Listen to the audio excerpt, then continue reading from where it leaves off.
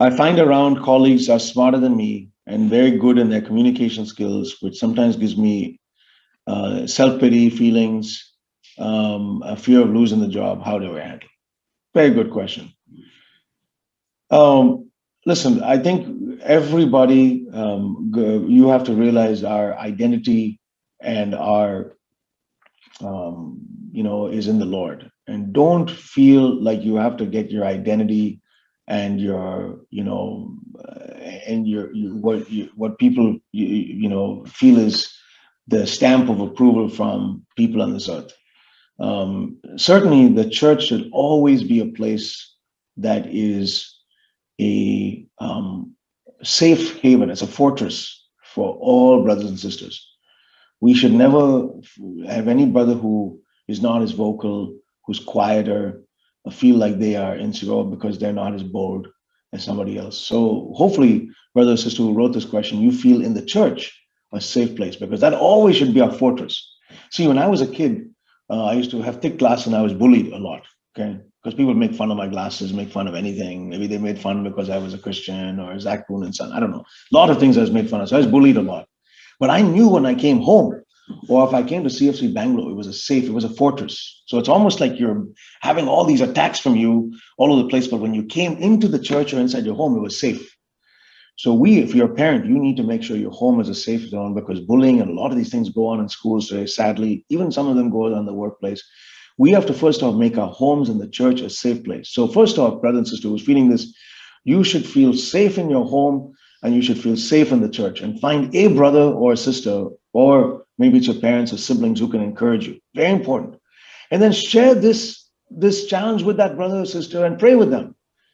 Lord, I feel I don't even want to speak sometimes because I'm not as bold as these other people, or I can't string a sentence as well as them, and they speak really fast and they speak very loud, and I don't feel like even a conversation. Okay, so that you can pray, and the Lord, people's personalities are different.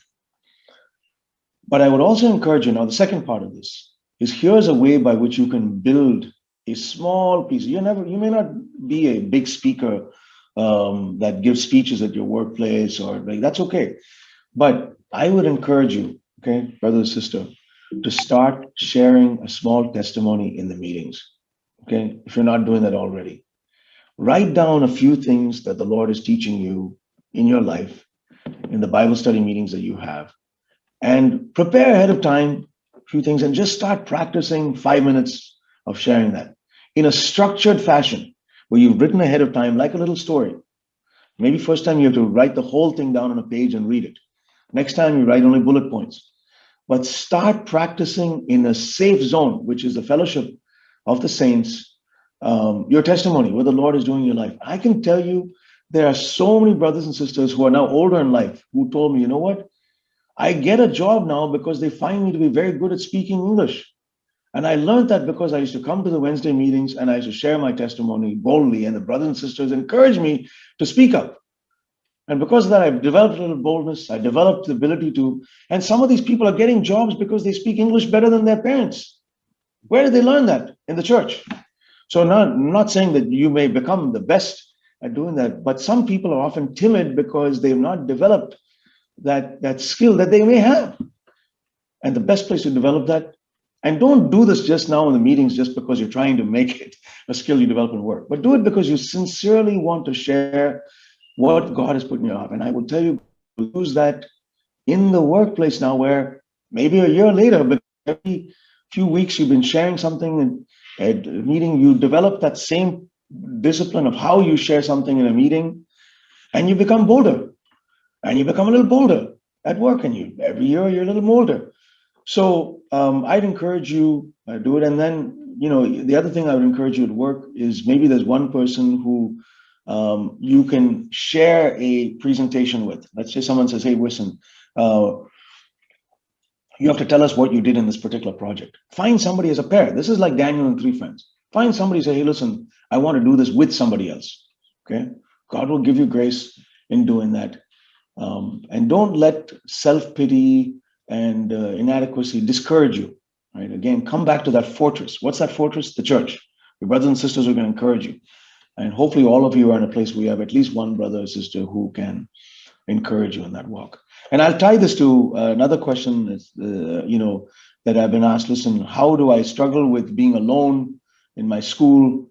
I struggle, being a failure. These are all points of discouragement. It's very easy. Today's world, in the school or college or workplace, there's a lot of stress, much more stress, much more stress than before. And the pressures are even higher. Again, come back to the same principle, which is the church needs to be a fortress. Your home needs to be a fortress. If you and then find one brother, sister who you can share this with, pray with. Don't feel like you have to walk the Christian walk alone. It's a beautiful picture. So many places. Jesus with his disciples, Jesus walking with those two people and road to Emmaus. Many pictures of walking together. If you read Pilgrim's Progress, Christian was walking with faithful and with hopeful, not alone. So the Christian walk, brothers and sisters, is meant to be a walk that you walk with one other person. If you're a brother, a single brother, find another single brother, that you're one person. I will tell you, okay, some of the young brothers who I was growing up with, okay, I don't know where some of them are. Some of them have fallen away. I don't know if they're following the Lord now. I'm talking about in CFC in my early years. But they served a purpose that was to encourage me. And even if it was, sometimes we're playing sports, but other times encouraging me. And I pray for them now, wherever they are. I don't want to name them.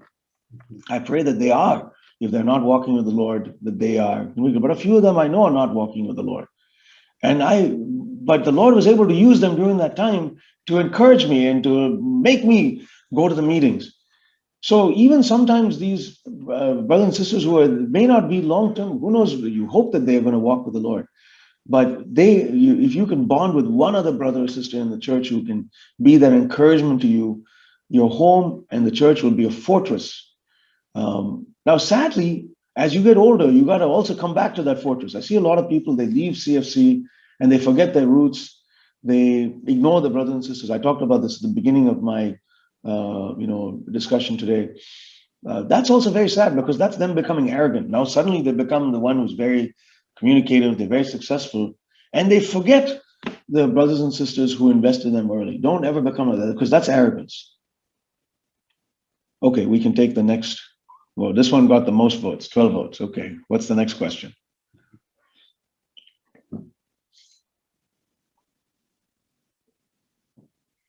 Okay, 11 votes for this question. What do I do when I constantly lack motivation to work? I read the Bible. I don't even, okay, there's no motivation to even read the Bible and pray. I don't want to stay away from God, but I find it difficult to do so and keep it for another day that never comes up. Okay, got it.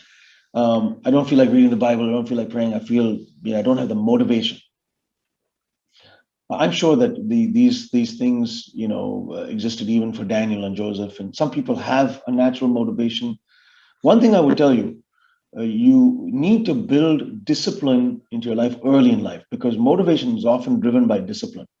My children as they were kids would tell me, I don't want to brush my teeth, Dad. Okay, no motivation there. You want to brush your teeth in the morning and night. But okay, Alex or Jason and Sophia, that's not an option. You have to brush your teeth. Okay, I don't have motivation is not a reason not to do it. You have to do it. Okay, now what happens when they get to a certain age? It's not about, it just becomes a routine. They do it. It's not like the motivation just came. Well, how did they suddenly do it? Well, it became discipline. They did it, and then they did.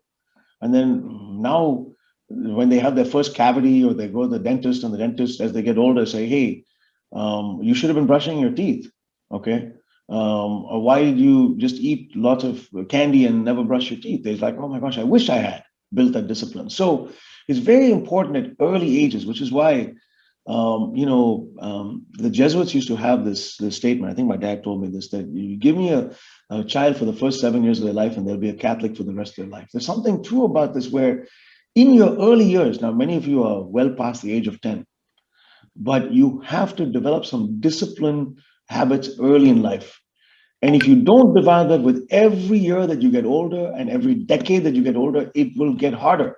Okay. If you have just been eating anything you want to, it becomes harder to say no to sweets or to certain kinds of food later on. If you've constantly been eating that, suddenly you can't go on a diet.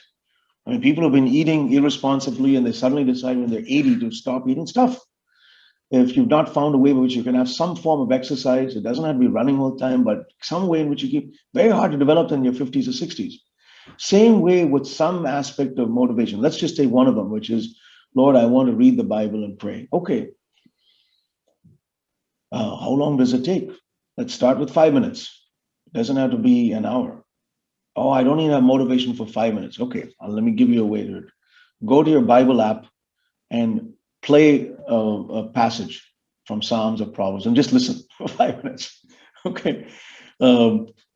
Sometime, maybe you're going for a walk, if you're in the bathroom, maybe listen to it. Did that take a long time? No, 5 minutes is nothing. Okay, then maybe next time it's 15 minutes. Can you pray? All of us can make time to listen to the Lord.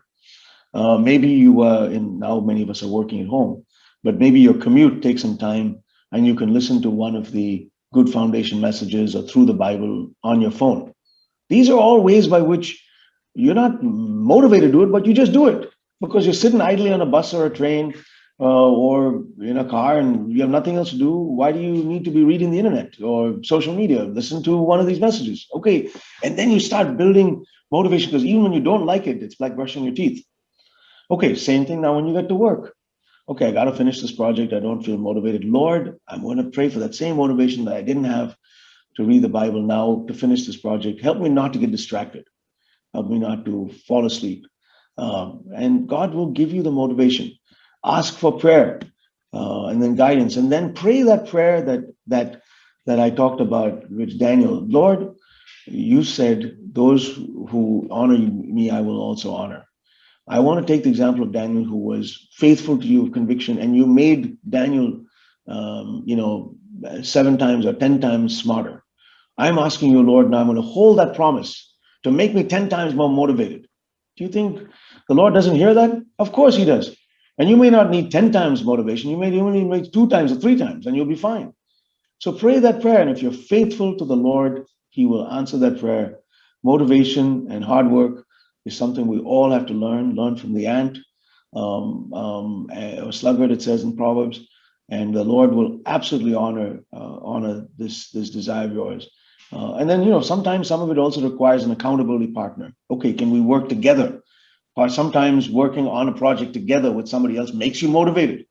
Okay, so if you can find projects at work, certainly we need to develop some of these individual habits, but in work, I often find I am more productive if I'm doing it with a team. And maybe God will bring you people where you can work together with a team, and that way that you can keep yourself motivated to do that. Okay, should we take the next question?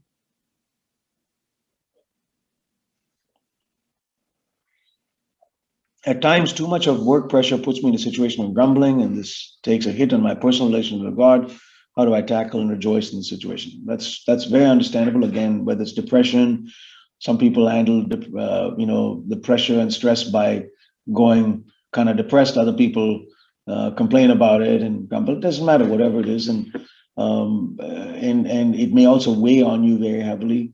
I think when you're filled with the Holy Spirit, one of the outcomes of it is there is joy and constant overflowing with joy. Give thanks. But again, we have to develop these habits early in life, right? I tell my children, listen, if you're constantly complaining about something or other, usually when we're children, it's about stupid stuff. It's like, you will develop that and it'll become like a cancer where it gets worse and worse. We have to nip out the complaining spirit early in life, right? And okay, Lord, this is not exactly what I'm going to do, but I'm going to, the Lord Jesus, the scripture says, give thanks in everything, rejoice all the time. And these are all superlatives. Give thanks in everything. Okay. And be joyful all the time. I mean, those are superlatives, meaning it's like an extreme form of it. So God can give us grace. If that's the measure, Lord, I'm going through a tough situation here. I'm going to give thanks in my spirit, even though I don't feel that, and I'm pretty stressed about this.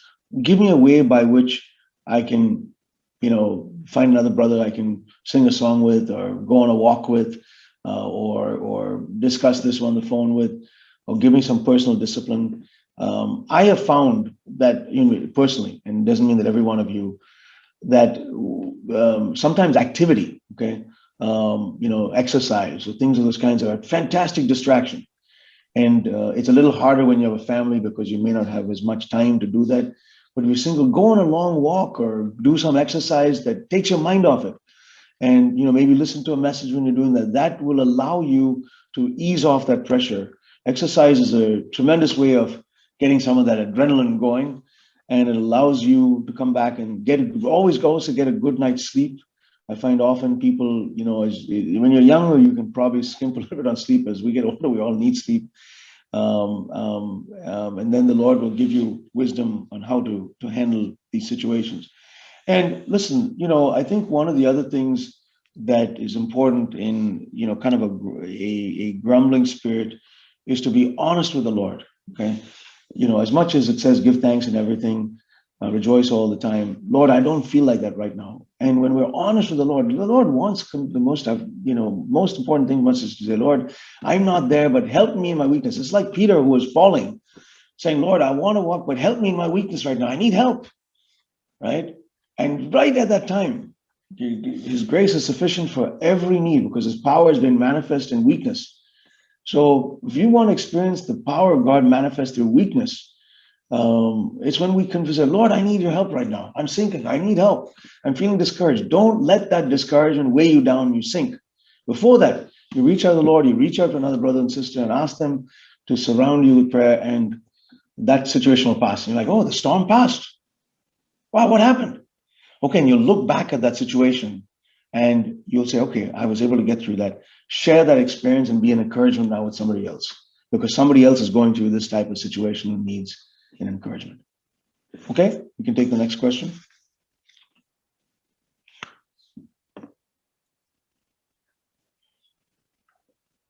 What do you do when there's just too much work to do? I mean, how do we give God the first place in our lives and thoughts if we're occupied for around 10 hours or more? Okay, this is a tough question. And listen, I'm not here to tell you how many hours you should work. My work life is, I don't know, probably 50, 60 hours. And in my job, even before COVID, 30, 40% travel. So, there's more pressure on me during the workday than maybe other people who only work 40 hours. And that's the nature of my job. And you again, it's a matter of discipline. How do you put God first in your life? My previous boss, he's now gone to be CEO of Intel.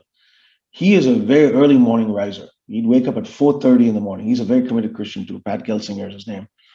And I was always impressed at how he start his day doing some exercise, and then he gets right to reading the Bible every day. And he's had that discipline since his 20s. So, I was very impressed by that discipline there. And of course, I think he even worked harder than me for many, probably still does. But when I see examples of that kind of people who even work more than I do, okay, and are honoring the Lord, I say, Lord, even if I'm not going to work, I can't work as many hours as them because I have a younger family or whatever have you, I am going to honor you first. So, find ways by which you can find, it doesn't have to be a long, people think, I got to spend 1 hour in quiet time. It may start with 5, 10, 15 minutes. I will remember this. I'll just say when I was a kid, every morning growing up as a teenager or a young kid in school, it was crazy. You're eating your breakfast, you wake up quickly, and then of course you have to get to school by a certain time. And in my later years and nights, I had to bicycle, 5 miles. So I had to leave at a certain time in order to get to school at 8:30, biking through the streets in Bangalore.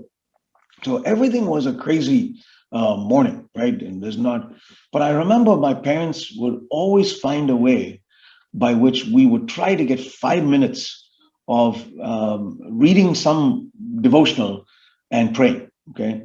Even if it was 5 minutes before we left, and sometimes, okay, there wasn't time for the devotional, we were just going to pray. But on the weekends, there was always time for a longer devotional because then there was no craziness, right? And that discipline of bringing us together, 3, 4 boys, or making sure we never left home without a prayer. God instilled into my life early on, right? Now I want to try and do the same. When we get together as a Poonen family, we try to do this as a tradition where now there's 27 of us, 17 children and 10 adults. Every day when we get together, we're going to make time for everybody, because what we're trying to teach these 17 grandchildren now to put Jesus God first in their life. So, there's always going to find some buffer of time. I used examples before COVID, when you were working, you have commute time. Use that time to listen to a message or read the Bible or listen to the Bible on tape. But there's plenty of ways now with technology to put that into your brain, into your heart, and reflect on it, pray about it. And then ask the Lord for strength. If the only capacity you have is for 8, 9 hours or 7, 8, I mean, usually most jobs are 8 hours times 5, 40 hours a week. God will give you strength for that. And certainly make time for sleep. But I always find, listen, there are things that you can cut out of your life that might be waste of time, that will give you the productivity to both do your job and put God first in your life. For me personally, in the last 5, I've taken up a little bit more exercise. Largely, I needed to lose some weight. That was good for me to take on a little more exercise. And during that exercise, I'm listening to some part of Through the Bible or one of the latest messages from CFC. Good news, it's all on YouTube. Okay. Now, that's not the only time that I'm seeing it, but why do I need to just listen to music? I could listen to some messages and do a little walk or run or whatever it is that you're doing, right? So find some way by which you are plugged in. And then, of course, my work day might be thing, but if I'm going to I try to do a half an hour of exercise every day. And at my age, I need that for sure. You should find a way by which, even if it's combining that time, saying, okay, that's the time, whatever way by which you can use time, the Lord will make God. And then, of course, the more important thing as you get older and you have children is to translate that into priorities for your children, because they need to also learn how important it is to put God first in their life. Brother, I'm sensitive to the time. I can keep going. But if I don't want to hold people up in the night, but you can go as long as you need. I've got more time to spend. You can keep going to your questions. Brother Abraham, you can go as long as you want. Yes, brother. If you have time, we can extend. Yeah. I thought. Yeah, keep going. We can go and we can extend as long as you want. Thank you. As a girl, I know my ultimate goal is to be a wife and a mother. I'm doing my master's. I also have research interests, but I know I can't have a career after marriage, so I'm confused. Okay, got it. I don't know that you can't have a career. I mean, I think the primary goal should be always to serve Jesus, whether it's, whether it's a man or a woman. But if the Lord's called you to be wife and a mother, I think my mom's a good example where the Lord will give you guidance. There are some sisters who are working. I don't want to make a principle of whether you should work or not work. That's not my calling to lay out, guidelines for the people in the church. But I will say that if the Lord calls you to work and you're able to do it, that's perfectly okay. If the Lord calls you to be a mother at home, honor the Lord, and the Lord will give you ways by which you can use that gifting and that education that you have to help your children for that period of time. And then, maybe after they leave the home, you're able to use that again. I saw my mother, who was an accomplished doctor, really use her gifting and her, her talent to serve people, first obviously in the church and then many others. And I think that impact was even more to me watching that than her having a job in some hospital in Bangalore. So God will give you, I think it's good for us to pursue education. If you've got you're doing a master's, praise God for that. You have a research interest, let's praise God for that. And then after you get married, pray with your husband as to what's the right, do you have the capacity to work or not work? I don't want to say a principle that you should or shouldn't work. That's not my place. But if you find that, because when you have children, it's easier for you to be a mother at home. God bless you for that, and your children will never regret the time that you spend with them. And sometimes people are able to do both, but sometimes people after their children get older are able to work. But most important thing is to put God first in your life. And then talk to an older brother or sister about how you should think through these choices. Again, I'm not in a position where I can give you, sister, specific advice on your situation, but that's how I would. I'm also not a woman, so I don't know all of the same things that you have to go through. But find a sister in the Lord who you can talk to about this situation, and God will give you wisdom. I don't want to put a burden on you whether you decide to work or not work in your post-marriage situation. Okay, this is a question I'm not very qualified to answer because I'm not a woman. But so I gave you the best answer I could give you, and then ask you to pray about it and talk to other sisters who are ahead of you in the Lord, and they'll give you some advice. I'm self-motivated to start my own company, but often get discouraged by friends and family.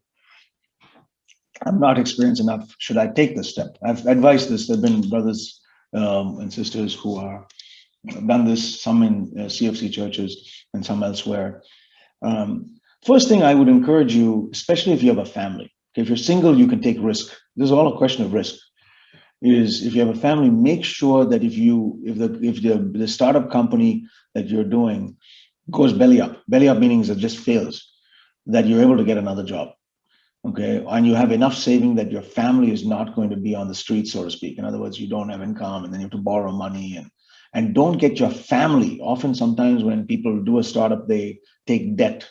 And when they take debt, they put their family under more pressure, or all of those things. You just want to make sure you understand the risk that you're putting not just yourself under, but potentially your family. I was in a startup company, not one I founded, but I was, meaning myself, I was one of the founders, early founders of the company. I wasn't the founder, but that was in my 20s. I was 26, 27, and I didn't have a family, and I could take the risk. And, I was paid an income, and, that company didn't go anywhere. It ultimately got sold. And 3, 4 years I worked, and I got tremendous experience. I learned a lot in that company. I wasn't the CEO of the company, but I was one of the founding product managers there. I learned a lot in that company, but at that time it didn't matter. If it went belly up, I would go and get another job. Since then, most of the jobs I've had have been in more established companies, meaning bigger brands like SAP and VMware. And I've chosen a different path, which is to be at bigger companies, only because I've enjoyed that scale. But if you have a passion to be an entrepreneur, God will give you grace to do that. Understand the risk of what you're doing. If you're single, it's easier to do that. And if you have a passion, also understand the time. Often it takes a lot more time in a smaller company to get things off the ground because you have to do a lot of that work. But it could also be a little bit like starting a new church, right? When I watch some of these brothers who start a new church, or the early days of CFC when I started my home, the elders were like entrepreneurs. They were starting, it's like starting a company. I could see that passion. Everything was about building the body in that home church. And then it grew 10, 15, 20, 50, 80 people in the home. And it was even more exciting than being in some big established thing that was going nowhere. So in similar fashion, God has given you, if you've got that zeal of an entrepreneur that wants to start something and you have a passion for that idea, praise God for that. God needs entrepreneurs and more bigger company types of employees and executives. So God will give you wisdom. God balance this out. The other thing, final thing I would say is be careful that even if it's successful, that it doesn't become your idol and your God. I see a lot of people who start companies and it becomes successful, and they start, having less time for the Lord, and money or that company becomes their idol. And before long, they've drifted away. They've been very successful, but they may have been better off staying in the company which wasn't as successful and staying close to the Lord. So don't forget that principle I talked about, which is when God gives you success, get back on your knees and be humble and say, Lord, I need to come back to you.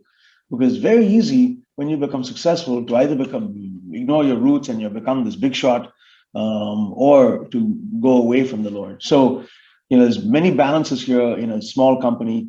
Do you have the time to do it, the risk to do it? And if you are successful, coming back to the Lord and saying, I'm not going to make this my idol.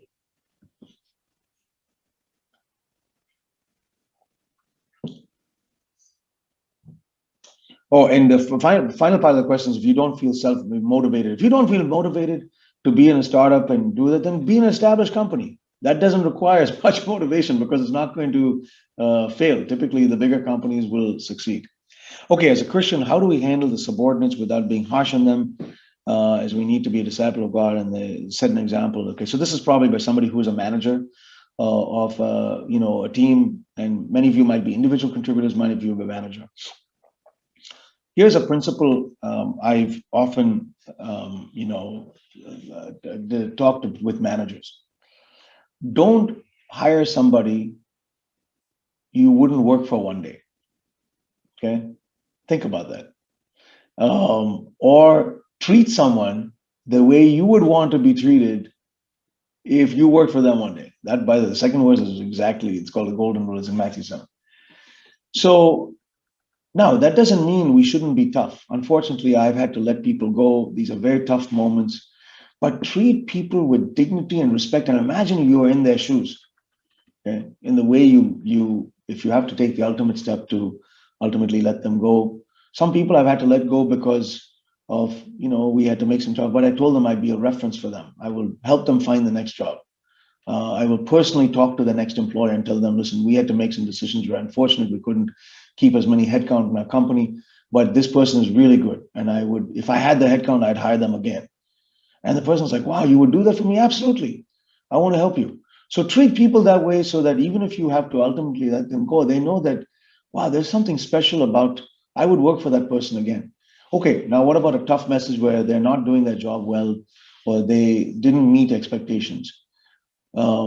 I don't believe in public flogging, which is you get in a meeting and you shout and you raise your temper but you can still be firm and stern. I said things like, listen, this, not singling out, but I'm certainly talking to a particular person, maybe in the midst of other people.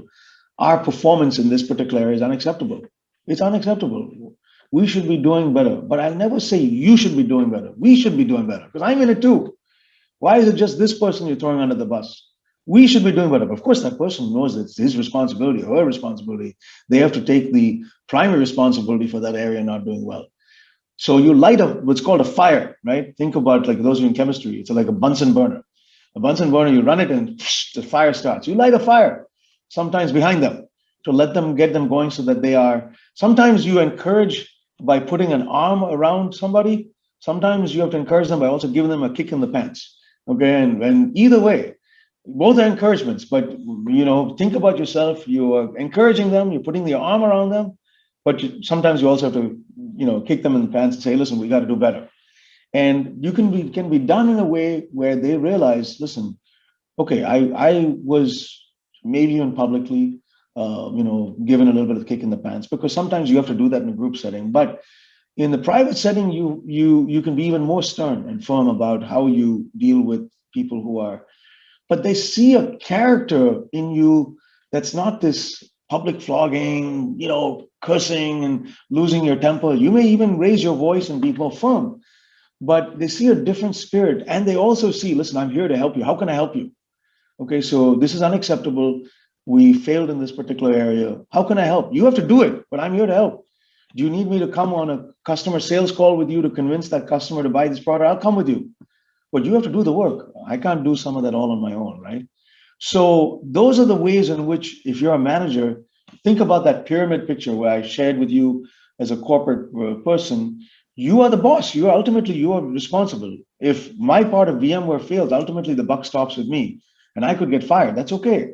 But you have to then get in the trenches with that person who's at the bottom of that pyramid and say, listen, I'm with you. Lead me. So I'm in my role, I'm much more now in my current role on sales and marketing side. So I run the business and revenue of VMware. So a lot of my time is with customers. I tell the rep, listen, I want you to win this deal. Absolutely. And many of you who know me well enough know I hate to lose. I was always that way growing up. And I hate to lose to a competitor. I'm always trying to help the sales team win a deal and tell them why the competitor is weaker than us. But I want to get in the trenches and help that sales rep who is selling to the customer understand why our product is better. I'm very passionate about that. But if we lose, okay, we go back and learn from that. Similarly, when I was an engineer, I want to help that engineer who's writing the code or building that product understand how we can help them move faster, get it done faster, not lose because of some feature in the product of the competitor. I'm always disappointed when we are not going fast enough compared to the competition or compared to where we want to be. That's the drive for excellence. But we're able to do it in a way that is challenging people, encouraging them, and unfortunately, sometimes maybe even having to let people go. But you do that with grace, with dignity, and then, of course, always looking for wisdom from the Lord to how we can do it better. Okay, other questions?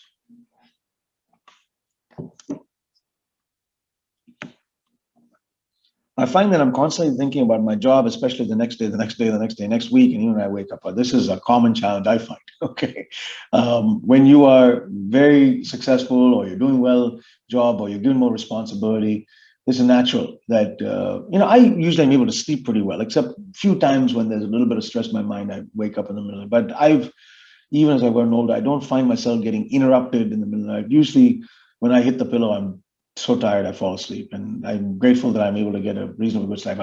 I sometimes need to sleep more because if I tend to be a little bit more of a late night owl than an early morning bird. My previous boss was much more an early morning bird, wake up early in the morning. I get my best sleep. I used to joke, I used to get my best sleep when Pat Gelsing was waking up.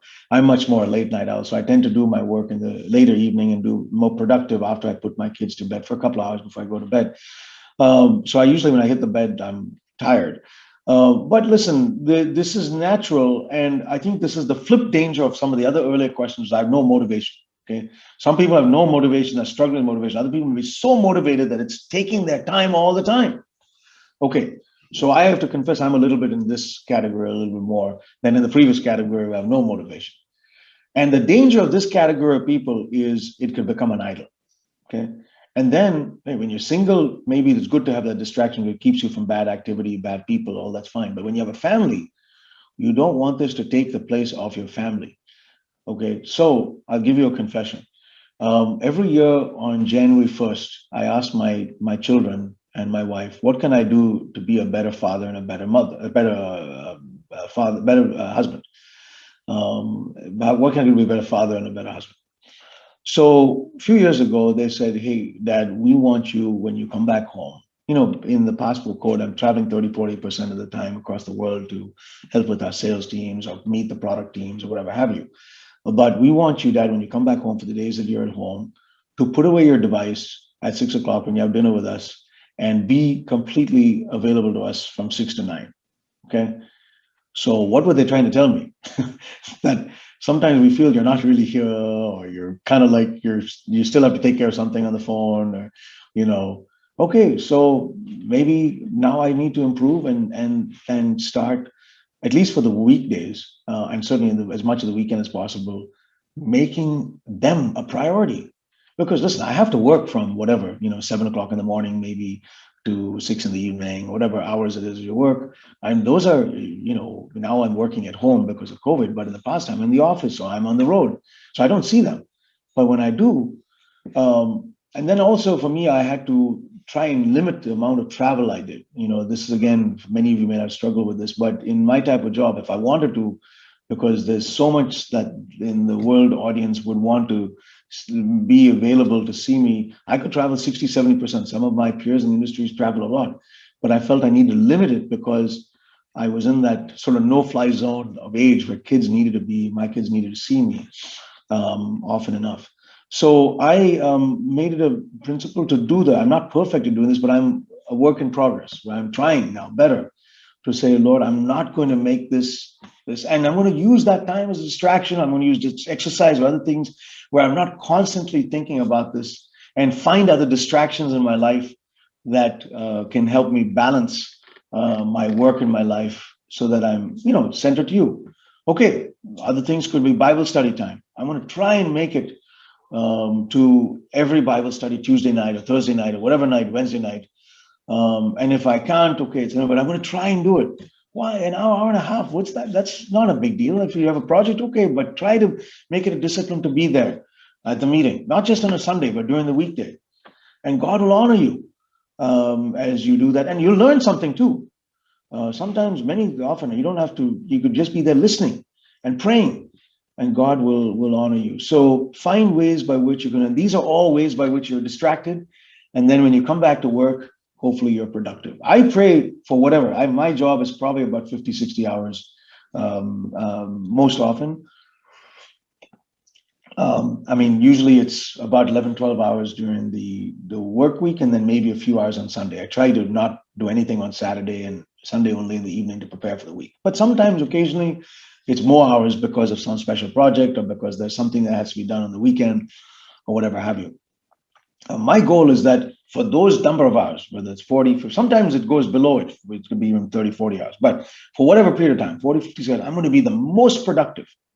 Okay, but then there are other hours outside of the hours that I need to sleep that I'm going to just dedicate to non-work things, whether it's my family, of course, time for the Lord, but other kinds of things that keep me distracted from work. And then, you'll find that God gives you grace that when you are working, you're focused there, but you're also able to take your time. Fellowship with other brothers and sisters is a wonderful way. Hey, brothers, can we go for a walk? When you go for a walk, hopefully you're not just talking about work because, and when you go for a walk, here's a suggestion. Or when you fellowship with another brother, ask them questions about their life. Don't focus on your life and your stuff. Ask them a lot of questions about what's going on in their life. And that way you get your mind off things that are going on in your life. Okay, let's take the next question.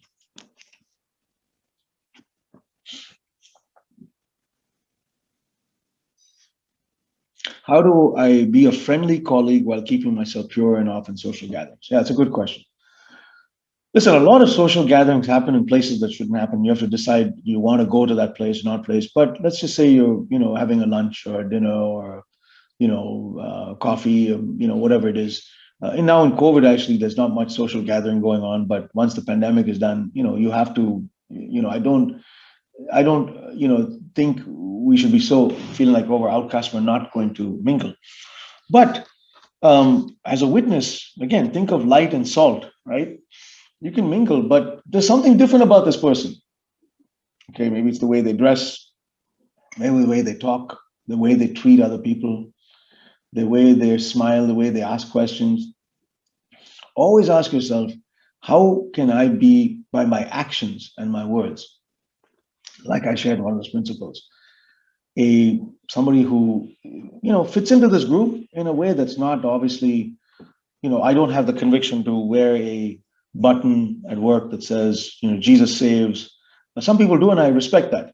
But if I wear that, sometimes it could be an offense to people. Many of my friends in the workplace are atheists, Hindus, Muslims. They know I'm Christians. I'm very vocal about it. On YouTube, you'll find messages. I'm public.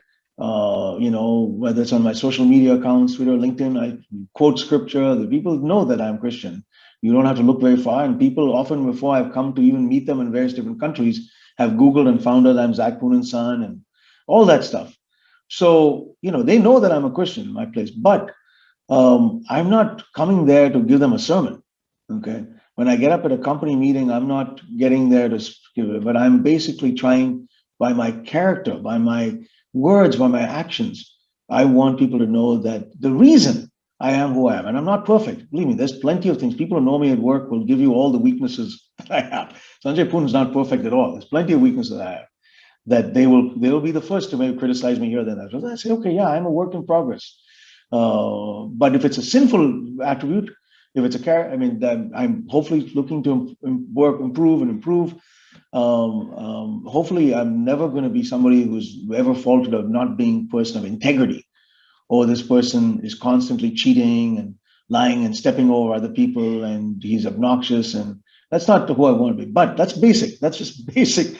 But beyond that, you want the sweet aroma of Jesus to be around you, that people say there's something different about this person. What is it? And then they say it's because he has faith in his life. He's a Christian. And that's what I want, is to say, Lord, I want to be a witness for you in that light and salt kind of way. And then in a church setting, I'm going to be absolutely bold. Of course, I'm going to talk about Jesus like we talk about today. And sometimes there's a Christian, like we have a Christian fellowship. We had a Christian fellowship at SAP. We had a Christian fellowship at VMware. I love being in that group because I encourage them. I can encourage them. They can encourage me. And I just want to be another brother among them, not even like the CEO of VMware or some. I just want to be where I can learn from them. And that group I can encourage, because those are now Christians within your company, that you can encourage and say, we're here together so that we can encourage each other to follow Jesus. So I am very blessed by the fact that in my workplace, I have many people who are very ethically good people who are, I'll tell you, there's a couple of Muslims in my workplace, okay, and people who are atheists who put many Christians that I know in the industry to shame. Okay, think about that. These are people who are not Christians, okay, who put other Christians I know, and some of them prominent Christians, to shame. And that to me should not be said of us. If we're following Jesus, it should be reflected in our actions. Think about the number of scandals, okay, that you've read about or heard about Christians who have not been morally upright with women, if you're a man.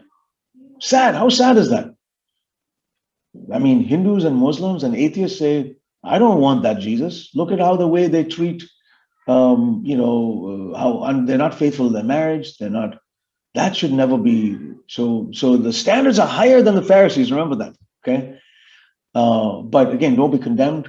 If you say something that's inappropriate, go and apologize. Sometimes I've sent emails that I shouldn't have sent. Okay. And I've apologized the next day. And then you know what I've learned from that? Okay, you know what? Next time I'm upset about something and I send an email, I'm going to write that up, but I'm going to put it in the draft folder of the email. I'm not going to send it. Okay, take the name of the email, write it up because I need to express my thoughts. The next day I sleep over, I delete the email. So God will give you wisdom by way in which you speak, and be very liberal with apology. It's amazing how people's attitude changes when you tell them, I'm sorry. Hey, Mr. So-and-so or whoever, Mrs. So-and-so, I'm really sorry. I said that. I didn't need to do that. I apologize. I really apologize. I've been sincere about this and it won't happen again. That shows humility. And usually, even someone who's very hostile to you will take it. So may that attitude be with you where you are a person of conviction, but you're also a person of grace and truth, and God will give you wisdom. Okay, we can keep. I'm still okay if we want to maybe. I know it's almost 10 o'clock your time, so maybe one or two more questions. But Abram, I'll let you decide whenever you want to stop. I'm good to go. It's in the morning for me. It's night for you, so you should decide when you want to stop. Okay, how to overcome anxiety and fear as a working student. I think we've covered this a number of times. I think the key is to have that, inner joy that says, Lord, give me that sort of oil, that oil that was in the virgins. I mean, that inner, that's the power of the Holy Spirit. It really is. That allows me to conquer these, anxieties and fears, worry that I will fail, worry that I'll get shouted on by my boss, or as a student that I'll fail the exam. And today there's a lot of pressure. It's much more pressure than even when I was doing the ICSE or ISE or IIT exams. I mean, when I was a student, I was preparing in 10th standard for ICSE, 12th standard for ISE and IIT exams. It was all consuming to me. And in some sense, I look back and say I was really glad that I was like very distracted, and I didn't have time to watch cricket and other things. So I was like very focused on, last few years, the only thing that mattered to me was math and physics and chemistry and all the subjects that I needed to study for ISE and IIT exam. That was important, but that came with some stress, and I think I put some stress on myself. But I would say, don't ever let it get to the point where you are discouraged, depressed, really feeling weighed down, and you don't talk to somebody. Today, sadly, so many students are going through this and they don't express. I hope you are able to do that with your parents. If you're a student, this person who's writing this as a student. But if you don't find even your parents are helpful for that, find a brother or another friend in school or the elder in the church that you can talk to. Please do not go through life alone. I want my children, when they're going through discouragement or feeling bullied or feeling anxious, to come and talk to me. And I really think God's given us a mouth for a reason, which is when we're going through this, we need to share. I'm struggling, brother. I need prayer. Or I'm struggling, dad and mom. I need prayer. Please, can I just talk to you about this, right? And we have to develop a safe zone for our brothers and our young people in the church to come to us and not have this big confessional, but to be a spiritual counselor to them and to take their burdens on. And I would encourage you, older brothers, if you find a student like this that is struggling with anxiety and fear, be their friend. Listen to them, encourage them. That's that spirit of that Brownlee brother who comes along and the person's fallen down, they're struggling. Don't let them be down. So we have to really prevent any of these things that are deep depression. Deep depression can lead us, fortunately, today to some really bad things. I don't want to talk about them, but we know what some of those are. We really want to not allow depression to have any place in our young people, and especially in teens and 20-something. My brothers and sisters, I plead with you, don't, if you are dealing with this, please find another brother that you can pray with. And for you older brothers, reach out to those folks who need help. We need to all do more of this together, because I know the stresses on the 20-somethings and the teenage years people are much more, maybe 5 or 10 times more than what I faced. And then some of these things, as you get older, you start developing muscle where you're able to deal with the stress. But if you're older in life, hopefully these are things that you're able to handle. But in those, especially 10 to 20 and 20, 30, it's very easy for anxiety and fear to weigh you down. Don't let it to get to a point where it's overwhelming to you and you feel despondent.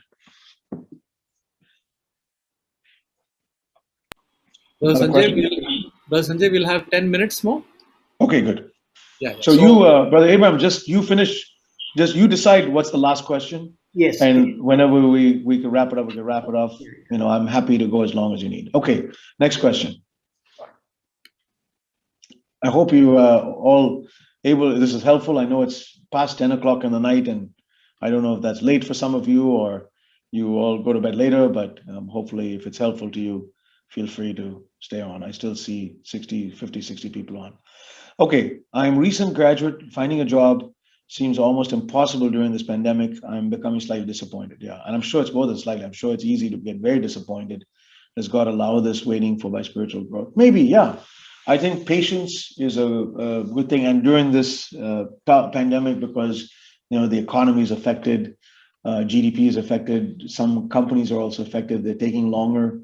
I do think the Indian economy will improve, and India is a very attractive market that people are investing in. So jobs will, I think the unemployment rate is lower in India than it is in the US. But this question lies in the US. A lot of people have been laid off during this time. So it's a tough time, and not just for, graduates, but people who have been working. If you're a recent graduate, I would encourage you to apply for as many jobs.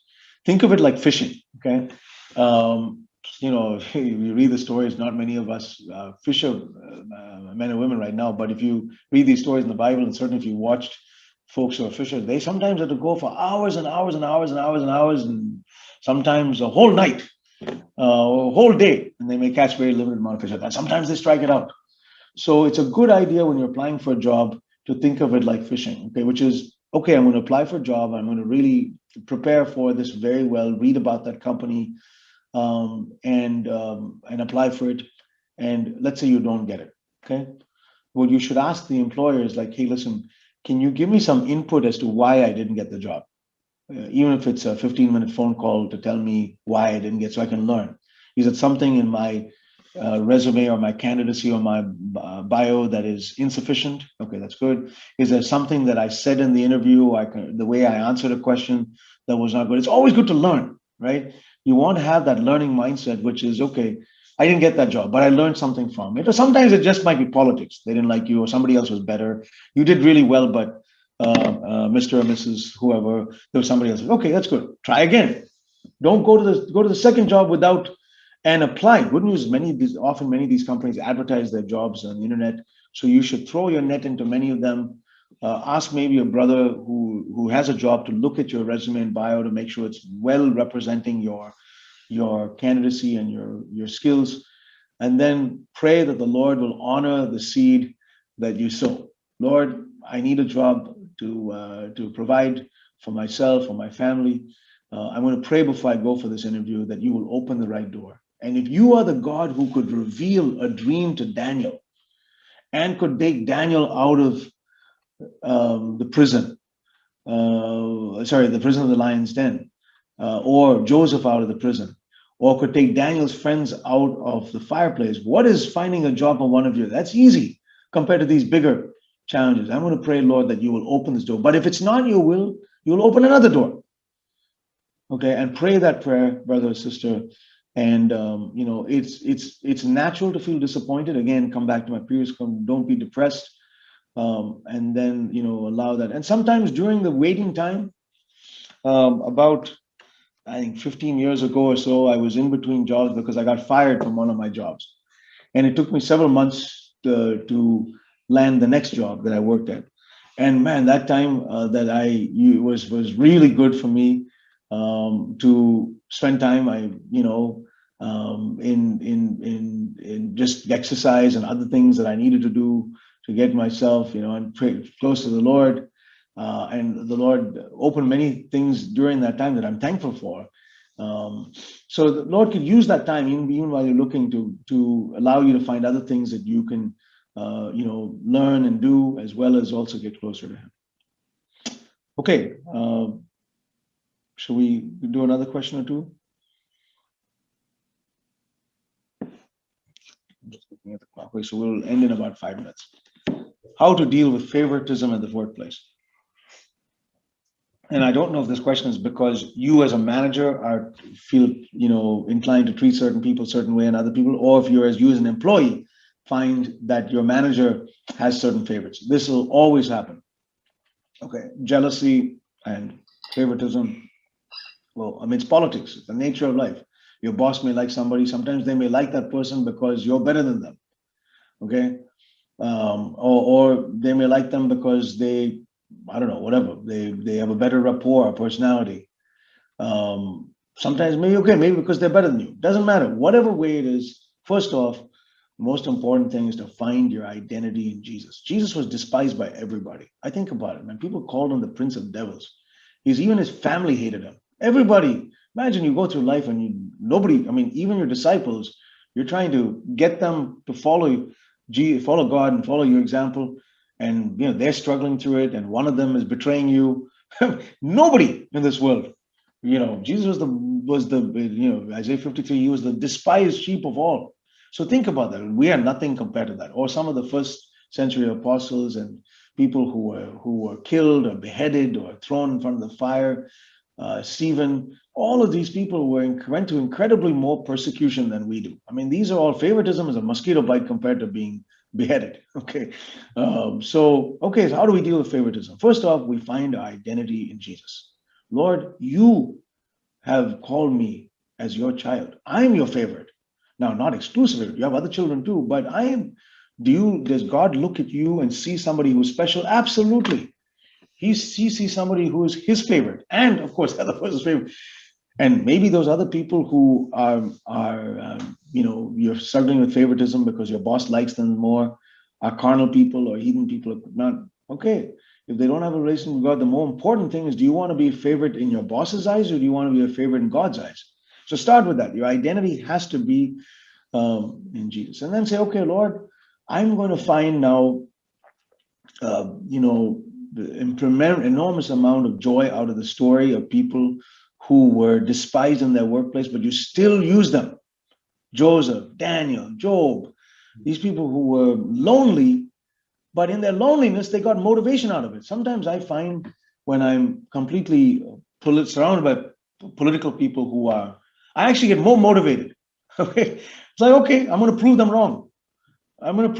So it's almost like a athlete who are on the side of them. They have people who are all trying to compete with them and pull them back. And the athlete actually runs a better race because they're motivated. And they use that negative energy of their people around them as positive energy for them. I'm not trying to just throw principles of psychology, but I find sometimes when this happens, I say, Lord, I'm just going to focus on what you have for me. And that actually makes me less distracted. I'm not looking around at who else is the favorite. I'm just focused on me and my work and what I got to do. And then eventually God honors it, doesn't honor it. And ultimately, even if you do a good job and that's not, okay, Lord, I did the best I could. Politics happens. I mean, ultimately, if that's not meant to be, I mean, is this my spiritual destiny? Did I lose my salvation because of this? No, this is just an earthly, title or an earthly promotion or an earthly favor from somebody. I'm going to come back, and then come back to the place where you can find a fortress. The church is a fortress. Your home should be a fortress for your children. This is where, if you're an elder brother, we have to make sure that people who feel despised at work or despised in school because they are struggling with favoritism, when they come to the church, it's a warm, they feel like it's coming around a fireplace. It's a beautiful place. They feel welcome. There's no part of this thing that treats them, and there should be no favoritism in the church. Oh, this person is a nice person or a nice personality, or is more friendly, or this person is rich or not rich. There should be no favoritism. The least in the kingdom of God is the least will be the greatest, and the greatest will be the least. So that's the principle wise, and that's how I seek to live too. I say, Lord, even if I'm completely despised at work, I know that in your kingdom and among the saints, I'm going to find my identity. And then, of course, usually, as you do well, you'll find at least one friend. I guarantee you'll find at least one friend who is able to help you be a friend of yours in the workplace.